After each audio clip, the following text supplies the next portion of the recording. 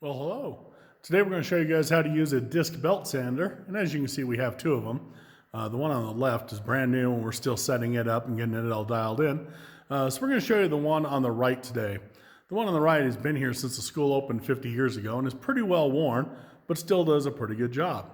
There are two sanders there that you can see, or two parts to a disc belt sander. This is the belt portion of it, and this is the disc portion of it. Even though there's two stations, we only use one of them at a time. Never should we have a student working on this sander while another student is working on this sander. There's one motor under here, and what they've done is tied that one motor to two sanding stations. So never should I come over and see somebody sanding here and somebody sanding there. That would be really bad. So we're going to start you off with some of the safety rules here. And we'll see how far we get before the battery dies on the camera. So this is the disc portion of it, and the way the disc portion works is we simply sit our material flat against the table, and you're always going to set your material flat against the table. If you fail to do so, really bad things happen. And on the test, there's a trick question that says material should sit flat against the table when possible. That is false. It always has to sit flat against the table. Never should you be sanding like this, or like this, or like this. It has to be flat against this table in order to use this tool. So the first thing we want to do before we start is we want to make sure that the gap between the sandpaper and the table is about 1/16 of an inch. The closer that table is to the sandpaper, the less likely it is to grab the material and suck it into there, okay? So we want it nice and close. Same thing over on the disc here, or on the belt here. There's an end stop, and we want the material to sit up against the end stop at all times. And we want to make sure the space underneath the end stop and the sandpaper is about 1/16 of an inch, okay? So that would be the correct clearance. And again, it's the same idea. We don't want things to get sucked into the machine, so that tends to do it. All right, so back to the disc over here. Before we start, you got to realize there's an uphill side and a downhill side to the disc. This half of the disc is going uphill as the motor turns it. And so if we were to put our material on the uphill side, as it turns, it's going to grab it and it's going to lift it up and throw it towards us. On the downhill side, it's pushing it down against the table and keeping it where we want. So we're always going to stand on the downhill side of the disc, okay? Or as I stand here and look at it, on the left-hand side. Before I let you guys use it, I'll come over and I'll take a Sharpie and I'll put a line on here and mark this out and say, don't use this side. To clarify for you.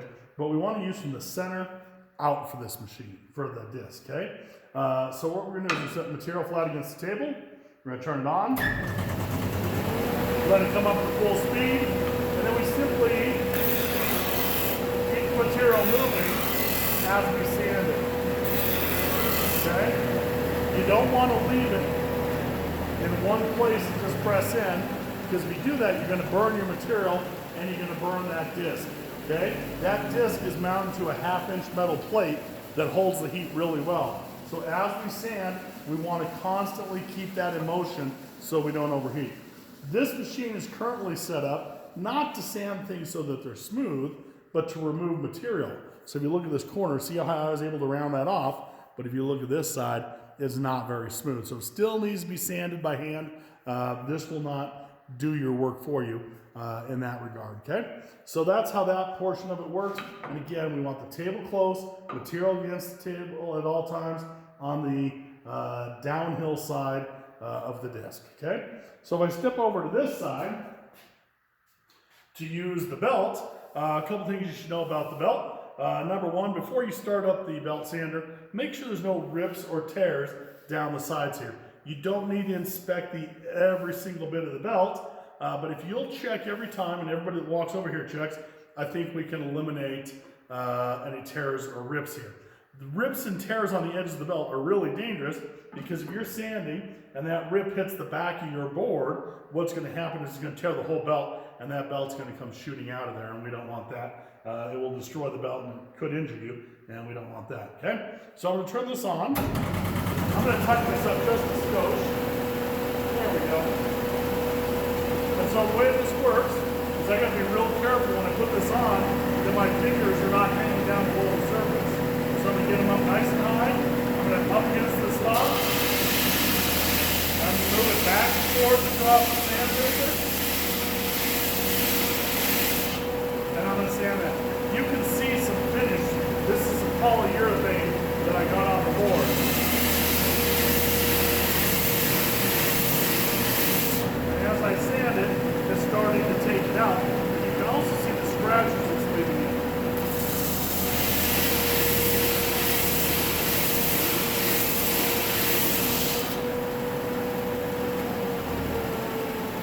Slowly but surely, as I sand, it will take that sealer off and it will sand the board down, okay?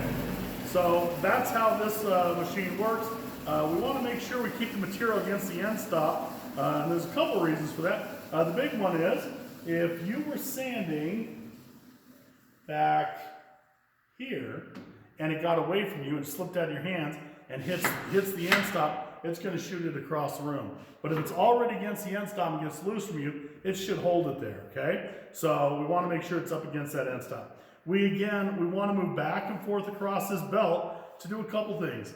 If we continually move the board back and forth, it dissipates that heat and prevents from burning the belt, overheating the belt, and that's what causes the tears in the belt, okay? So keep the material moving, you'll be in really good shape. It is critical on this machine to make sure watches and bracelets and so have been removed. Make sure you have safety glasses on at all times.